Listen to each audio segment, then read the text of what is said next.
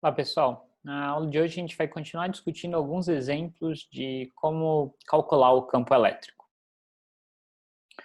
Bom, na aula passada a gente viu algumas maneiras de calcular campos elétricos de cargas pontuais, né, para um sistema de cargas pontuais.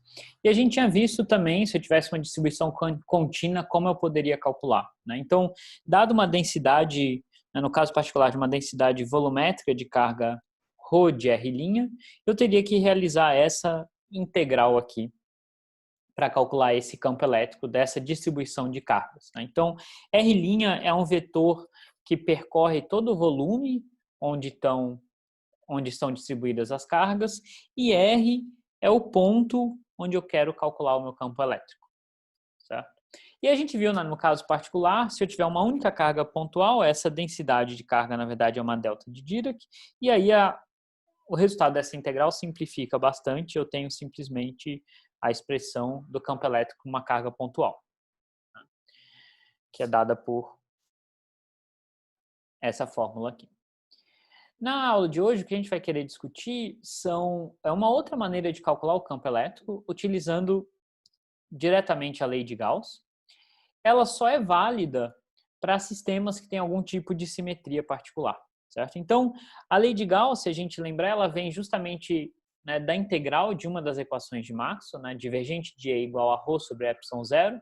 Se a gente integrar os dois lados dessa equação e aplicar o teorema de Gauss, a gente obtém a lei de Gauss, que me diz que o fluxo do campo elétrico, que é essa integral sobre uma superfície fechada de EDA, é igual à carga total contida dentro dessa superfície, dividido por epsilon zero, né? Então, imagina que a gente escolhe uma superfície qualquer aqui, fechada, ela vai delimitar um volume, então essa carga aqui é a carga dentro desse volume, tá?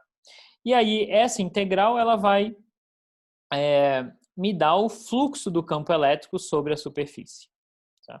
Então, lembrando que essa superfície aqui, né, ou de maneira equivalente o volume que ela delimita, é uma escolha nossa. A gente pode escolher a superfície que a gente quiser para calcular essa integral, certo?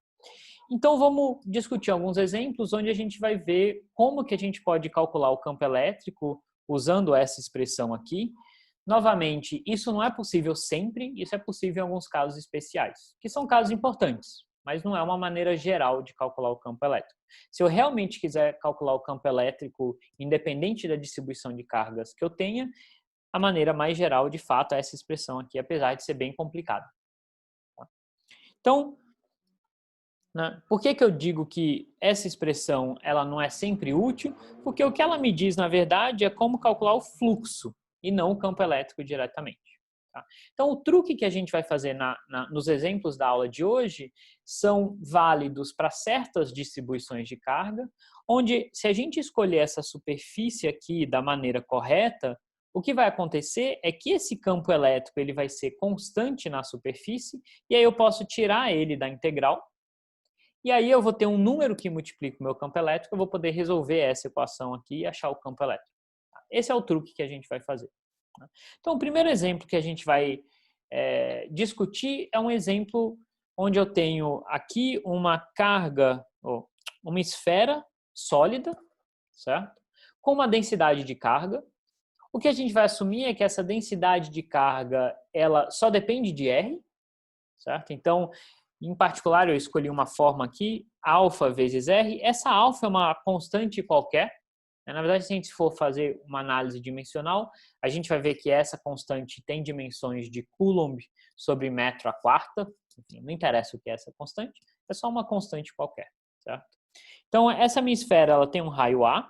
Então, a minha expressão para a densidade de carga elétrica, né, posso até colocar um Rzinho aqui, eu já vou usar coordenadas esféricas, porque o problema é claramente esférico, né? Então, essa densidade de carga só depende da distância que eu estou ao centro. Então, na origem, por exemplo, eu não tenho carga nenhuma, porque esse R é zero. Conforme eu vou andando aqui, a minha densidade de carga vai aumentando, e ela só depende do raio. Então, se eu considerar um ponto aqui, ou qualquer outro ponto, né, nessa circunferência, todos esses pontos têm a mesma densidade de carga, né?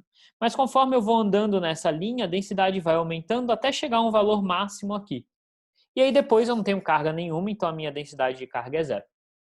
E aí o que a gente vai querer determinar é qual é o campo elétrico dessa distribuição de cargas. Eu vou querer saber calcular esse campo elétrico não só aqui fora, para um ponto qualquer aqui fora, mas eu vou querer calcular ele para um ponto qualquer dentro da esfera também. Tá? Então, como eu falei para vocês, o problema tem essa simetria esférica, né, porque a minha distribuição de cargas ela é esférica, né, é uma bola esférica. Ela depende do R, mas não depende do θ e do φ, então eu tenho essa simetria esférica. Então, o mais simples é usar coordenadas esféricas, tá? Que é o que a gente vai fazer nesse problema. Então, só lembrando, né, se eu tiver um ponto qualquer, ele pode estar tanto dentro quanto fora da esfera.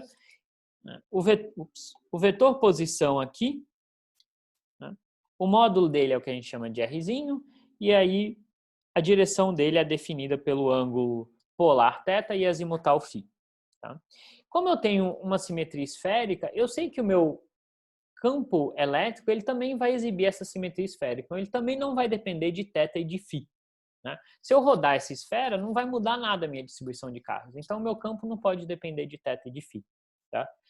Além disso, ele tem que apontar radialmente, senão ele também não teria essa simetria esférica. Certo? Então, são argumentos muito semelhantes que a gente utilizou quando a gente calculou o campo de uma carga pontual. Aqui a gente também tem a simetria esférica, então a gente pode assumir que o nosso campo elétrico ele vai ter essa cara aqui. Certo? Ele só vai ter uma componente radial, e essa componente radial só vai depender do módulo do raio, né? Ou da distância que você está da origem. Então a gente reduz bastante o problema, agora a gente precisa calcular uma função de uma única variável. Tá? É só isso, se a gente encontrar essa função, a gente sabe uma expressão para o campo elétrico, o vetor campo elétrico em qualquer ponto do espaço. Tá? Então o objetivo desse exercício, desse exemplo, vai ser calcular essa função aqui. Tá?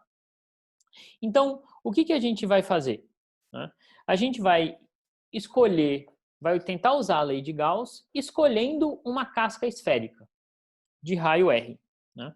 Então, lembrem, essa casca esférica é uma superfície imaginária que eu escolho. Não precisa ser a superfície, né? Não precisa ser essa superfície aqui das minhas cargas. Tá? É uma superfície qualquer que eu escolho. Tá? Então, eu desenhei aqui uma casca esférica, né?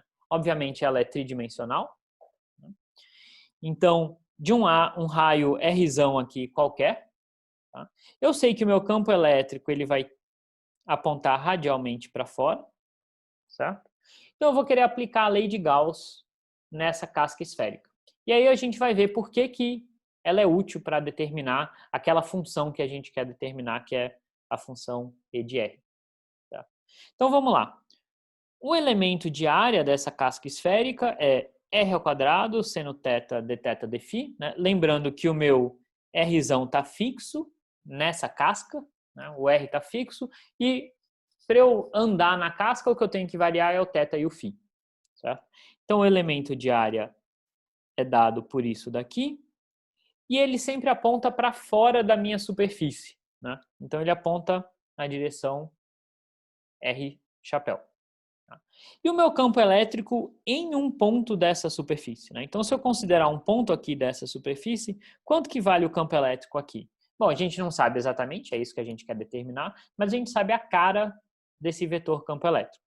Ele é uma função que só vai depender do raiozão, né? Só depende da distância que você está da origem, então só depende desse valor Rzão que eu escolhi para minha casca esférica, e ele aponta radialmente para fora.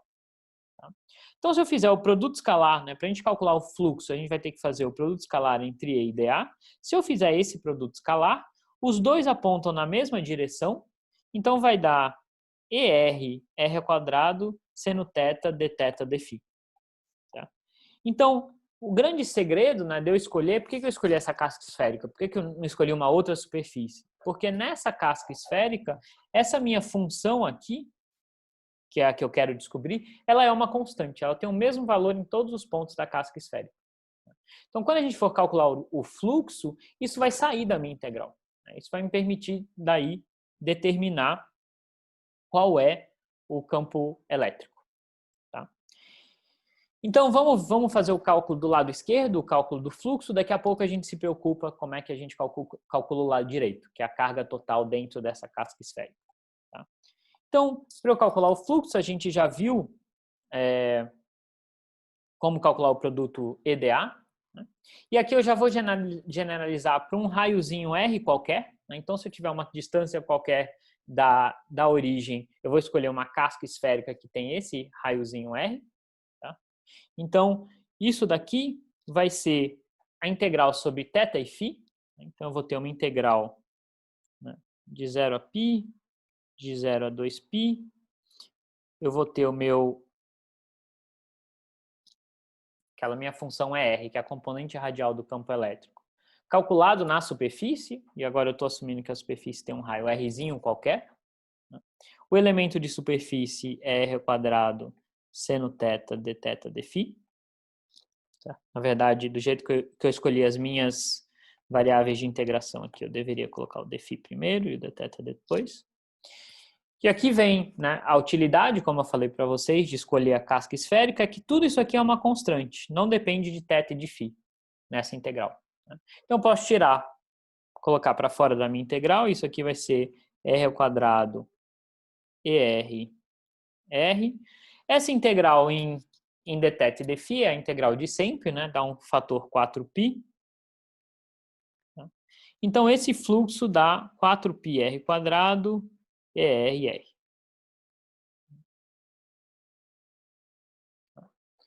Então, para qualquer casca esférica de um raiozinho Rzinho qualquer, eu tenho esse resultado para o meu fluxo. E agora eu vou querer igualar isso ao lado direito. Né? O lado direito vai ser a quantidade de carga que está dentro dessa casca esférica que eu escolhi, de raiozinho, de raio Rzinho. Só que aqui a gente tem que tomar um pouco de cuidado, porque tem duas possibilidades, certo? Eu posso estar dentro da minha distribuição de cargas, né? Então,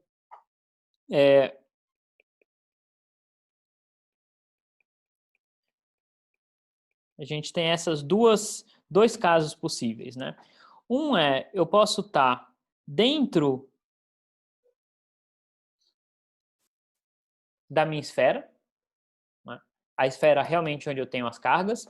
Então, né, imagina que eu escolho uma casca esférica para calcular o fluxo que esteja aqui dentro, certo?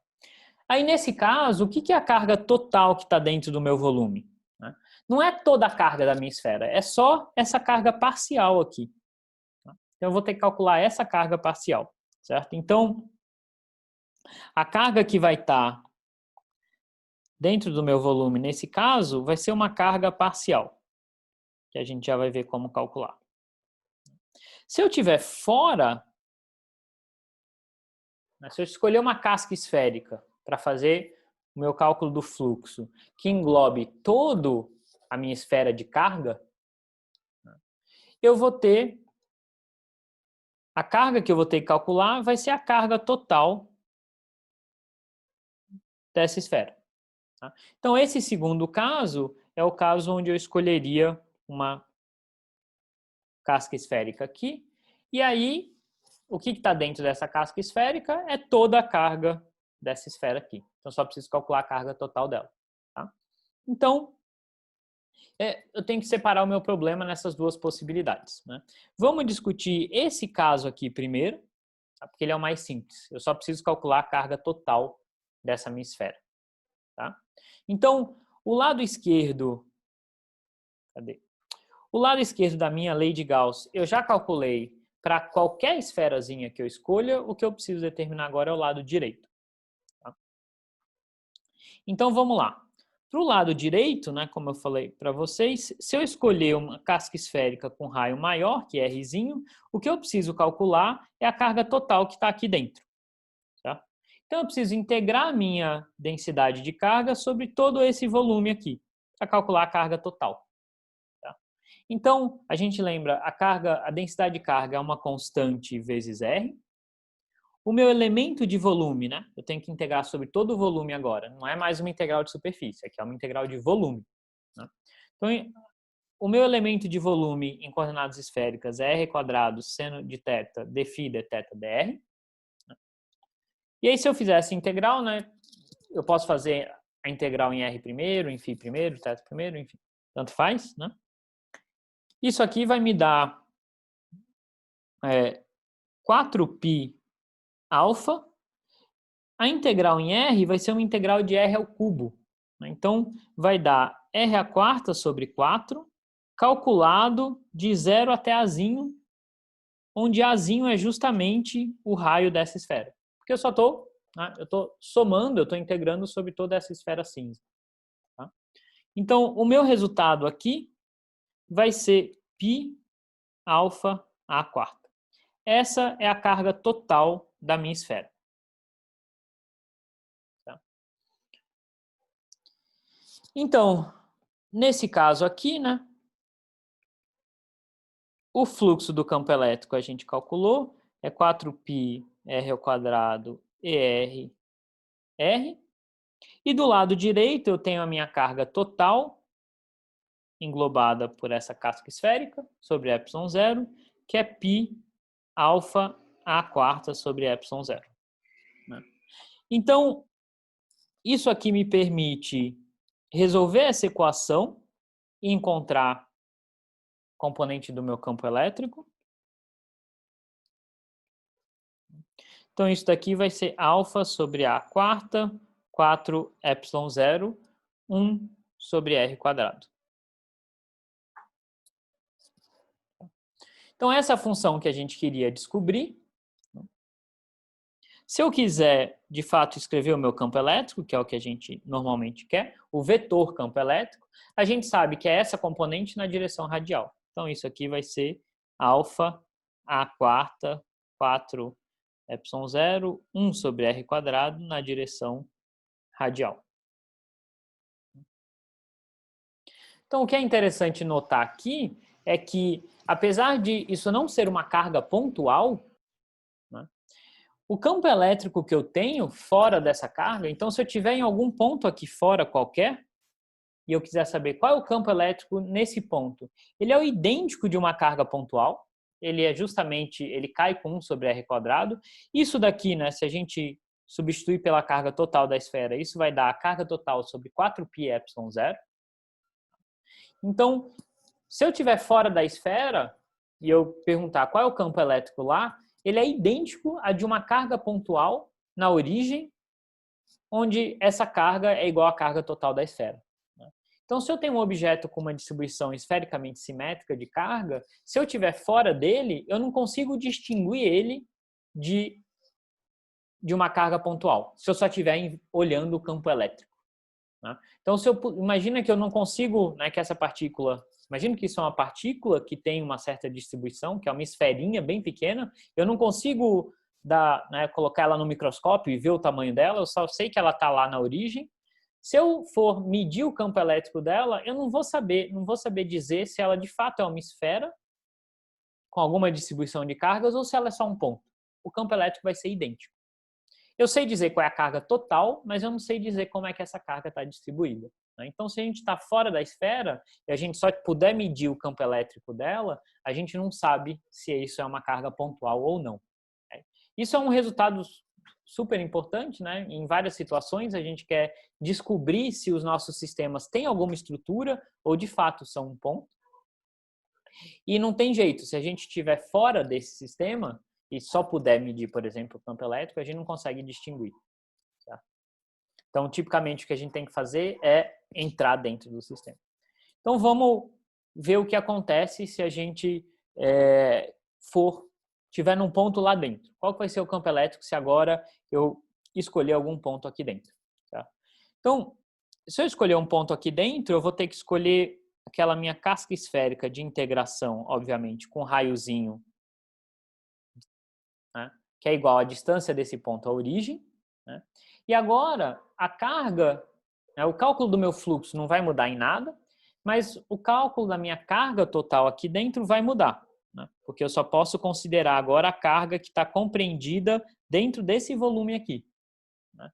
Então, o cálculo que eu tenho que fazer é muito parecido com o que eu fiz antes, mas agora eu vou integrar só até esse raiozinho, porque daí eu só vou estar contando essa carga parcial aqui. Tá? Então, se a gente fizer essa integral, de novo, é muito parecida com a integral anterior, o resultado vai ser π alfa r a quarta. Para eu ser rigoroso aqui com a minha anotação, eu deveria chamar isso de uma outra variável, que é uma variável de integração r', e o meu rzinho, na verdade, é o limite de integração. Tá? Só para deixar mais explícita a minha anotação. Então, essa é a carga total que está no lado direito da lei de Gauss. Tá? O fluxo a gente já calculou, né? É 4π rzinho ao quadrado r. Isso independe se eu estou dentro ou fora da esfera. Do lado direito é a carga total, compreendida nesse volume, que agora é π alfa r a quarta, dividido sobre epsilon zero. Então, essa minha função ER vai ser alfa sobre 4 epsilon zero, r ao quadrado. E, portanto, o meu vetor campo elétrico dentro da minha esfera vai ser alfa sobre 4 epsilon quadrado, r ao quadrado na direção radial. Se eu estou em um raio menor do que o raio dessa esfera carregada. Então, a gente vê, né, que, apesar de fora da esfera o campo dela é idêntico ao campo de uma carga pontual, dentro não é, dentro é diferente. Então, se por algum motivo eu conseguisse entrar dentro dela e medir o campo elétrico dentro dela, obviamente eu consigo distinguir e perceber que ela não é uma carga pontual. Né? Se eu só estiver fora, não tem como. Então, isso acontece, como eu falei para vocês, em diversas situações. Né? De fato, para eu investigar a estrutura de um objeto, eu tenho que, de certa forma, entrar dentro dele. Tá? Que não é surpreendente. Né? Então, só para a gente ter uma visão geral, né? O campo elétrico, então, em todo o espaço, ele é descrito por duas partes. Primeiro, primeira parte se eu estou dentro da esfera e a segunda parte se eu estou fora. Então, dentro da esfera, ele cresce com r ao quadrado, então ele vai crescendo, crescendo, crescendo, até chegar ao máximo na borda da esfera. E aí depois ele começa a cair. E ele cai exatamente que nem um campo de uma carga pontual. O fato de aqui ter um r ao quadrado e aqui um 1 sobre r ao quadrado é simplesmente pela expressão que eu escolhi para a minha densidade de carga. Né? Eu tinha escolhido a minha densidade de carga como αr. Se eu tivesse escolhido outra função, eu teria outra potência aqui, ou outra função aqui. Então, isso é só uma coincidência de que eu tenho quadrado aqui, não tem nada geral nesse resultado. Muito bem. Vamos fazer agora um segundo exemplo, onde a gente investiga, na verdade, um outro tipo de simetria. Tá? Então, de novo, vai ser uma aplicação da lei de Gauss, mas para uma geometria diferente. Tá? Então, o problema é o seguinte. Imagina que a gente queira calcular a força que uma carguinha sente devido à presença de um fio carregado. Então, eu tenho um fio aqui, carregado. Eu desenho aqui cargas positivas, mas poderiam ser negativas, não interessa. Esse lambda é a densidade de carga do fio, ou seja, quanto de carga eu tenho por comprimento. Né? Então, eu posso calcular como a carga total dividido pelo comprimento total do fio. Né? Vou pensar que essas cargas estão tão próximas que isso é uma distribuição contínua. Tá? E eu tenho essa carguinha aqui a uma certa distância h do fio e eu quero calcular que força ela vai sentir. E aí a gente vai fazer uma aproximação aqui que é bem útil. A gente vai assumir que essa carga está suficientemente próxima do fio, ou equivalentemente que esse fio é bem comprido. Certo? Então, para essa carga, ela está enxergando basicamente um fio infinito. Obviamente, isso é uma aproximação, mas se esse fio for bem comprido, ou se a carga estiver bem próximazinha do fio, é uma boa aproximação. Né? Porque os efeitos, né, o que a gente está desprezando? A gente está desprezando o que a gente chama de efeitos de borda. Né? Que são justamente os efeitos desse fio parar em algum ponto do espaço.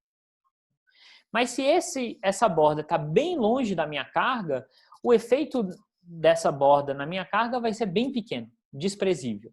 Então, é realmente uma boa aproximação assumir isso como um fio infinito.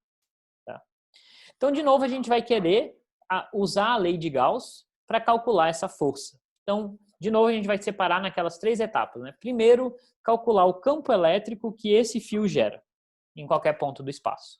Segunda etapa, né? Qual é o valor do campo elétrico no ponto em que está essa carga? E aí a terceira etapa é qual é a força que vai ser carga vezes campo elétrico.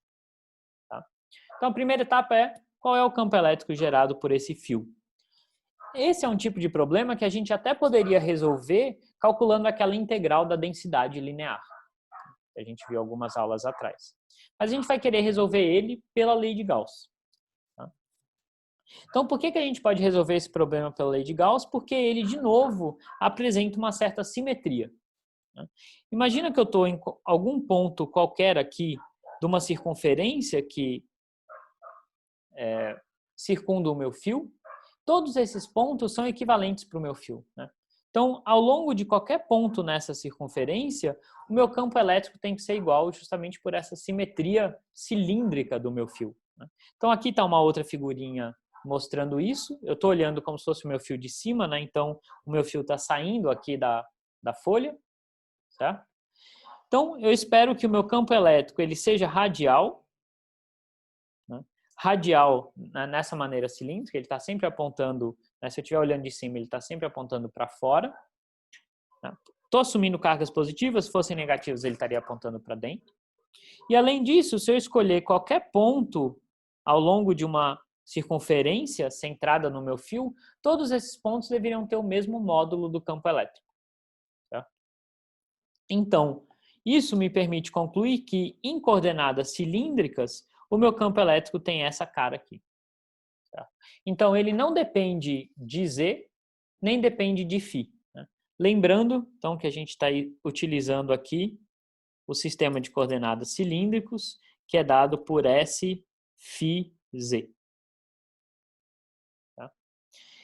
Então, devido a esse argumento de simetria, a gente tem que o campo só tem uma componente na direção de S, ou seja, ele está sempre apontando nessa direção aqui.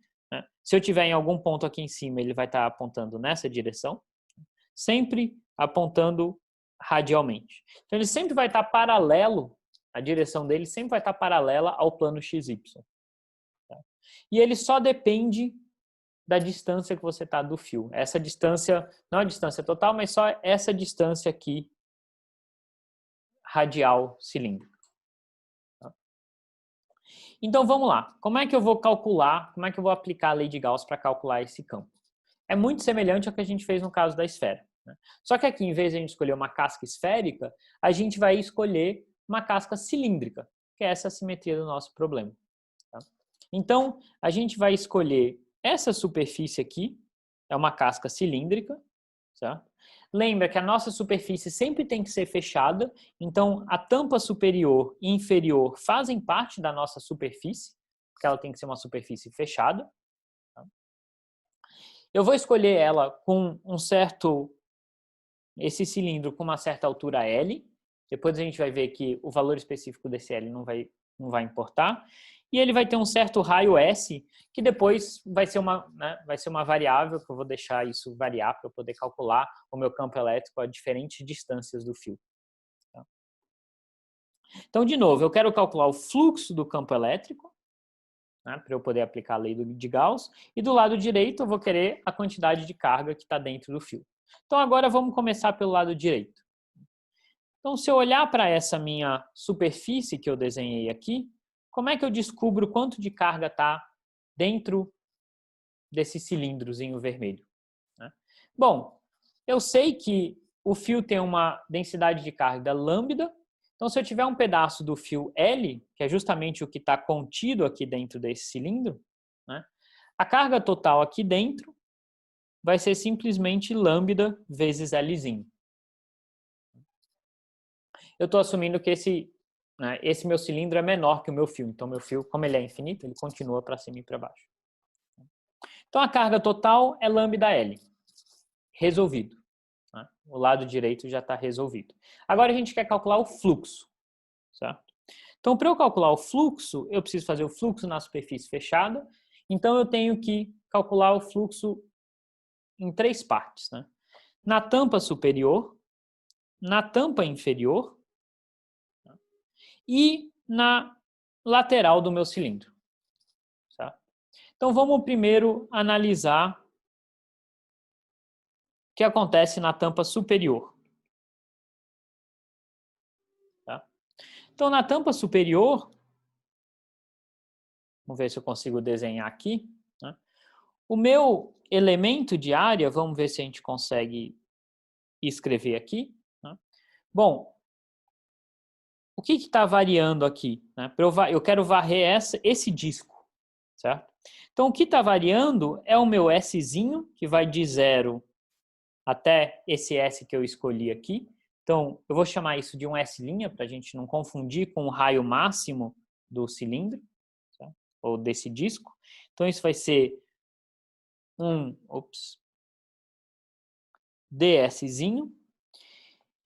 Então, isso me dá, né, eu ando radialmente, e para eu varrer todo o disco, eu também preciso andar, né, nessa circunferência que é dada pelo dφ.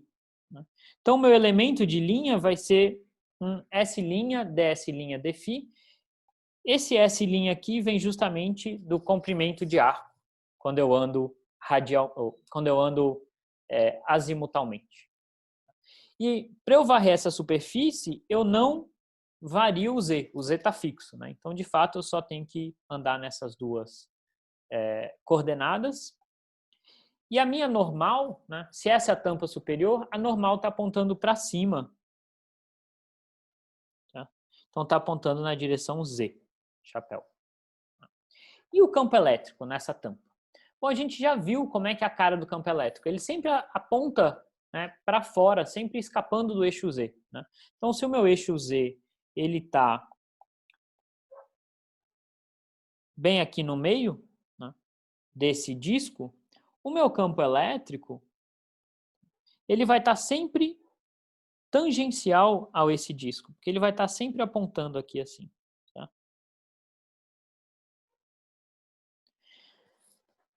Como o meu campo elétrico está sempre tangencial, né, ou se a gente, né, voltar para o nosso resultado aqui, ele sempre aponta na direção S chapéu, quando eu fizer o produto escalar de E com dA, isso vai dar zero. Porque o campo elétrico ele só aponta na direção de S chapéu e, nesse caso, o dA aponta na direção de Z. Então, o fluxo na tampa superior é zero. Se eu fizer exatamente o mesmo argumento na tampa inferior, eu vou achar também o mesmo resultado, que o fluxo vai ser zero.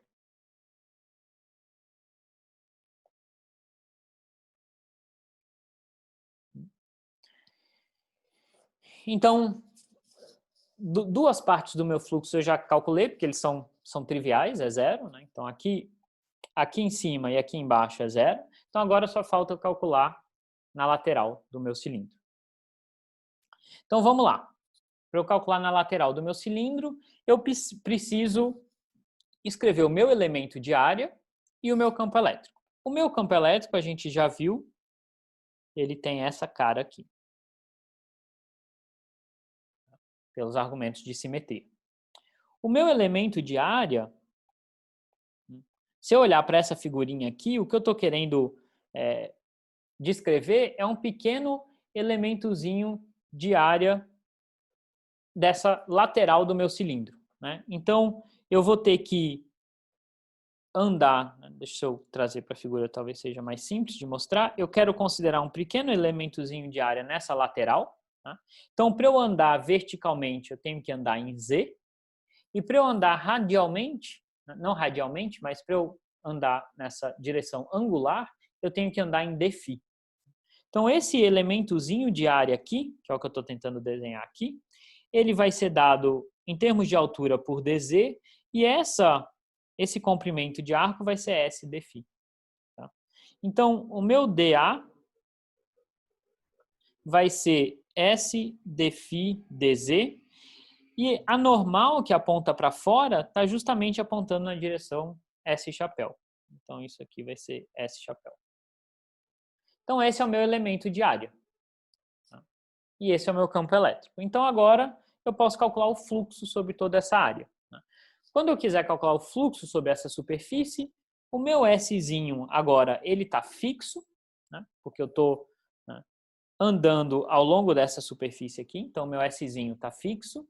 O meu Z vai variar, né, de 0 até L. Né? Aqui depende de como eu desenho o meu cilindro, mas eu estou assumindo que tá ruim o meu desenho aqui, mas estou assumindo que a tampa inferior desse cilindro está no plano XY. Tá? Não está muito bom o meu desenho, mas eu vou assumir isso daqui. Não vai fazer muita diferença no final das contas, mas só para a gente especificar explicitamente os limites de integração. Então, o meu Z vai de 0 até L e o meu φ, né, como eu vou querer dar a volta completa aqui, o meu φ vai de 0 a 2π. Então, vamos lá. A integral do fluxo, então, sobre o meu cilindro, que na verdade vai ser só sobre a tampa lateral, né, é só pela superfície lateral, porque as tampas dá 0.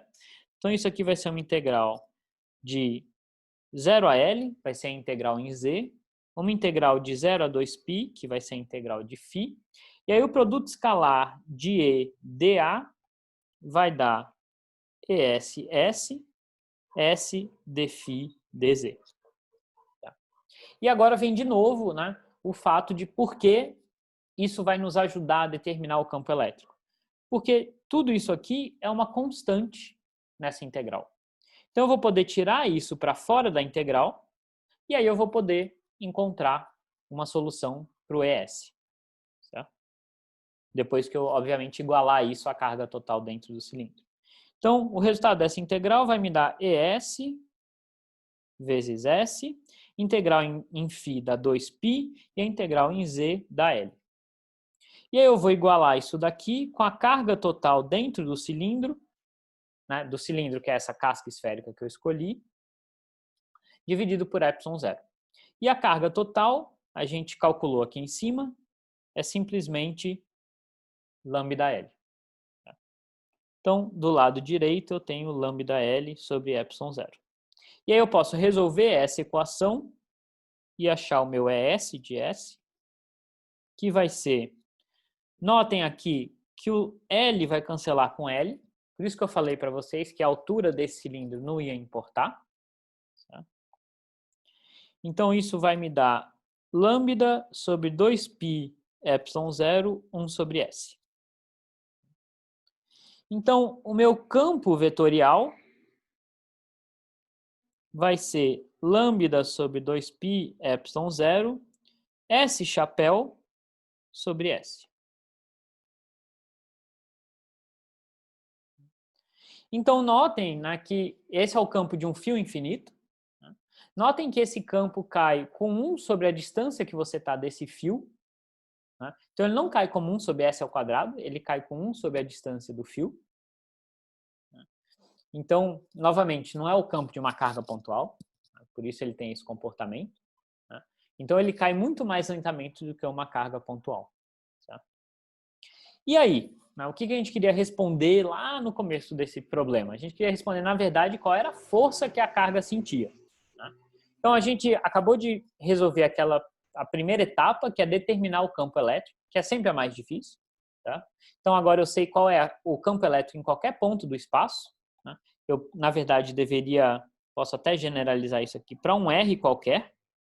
Né? Para qualquer ponto do espaço, é isso que vale. Obviamente, só vai depender da coordenada cilíndrica S. Tá? E agora eu quero calcular a força na carga. Tá? Então, para isso, eu preciso calcular o campo elétrico onde se encontra a carga. Se a gente lembrar, né, nas coordenadas que a gente definiu, certo? Então, nessas coordenadas esféricas que a gente definiu, a nossa carga estava em algum ponto aqui. Ou, se eu quiser, posso até escolher um cilindro que passe exatamente por onde estava a carga. Tá?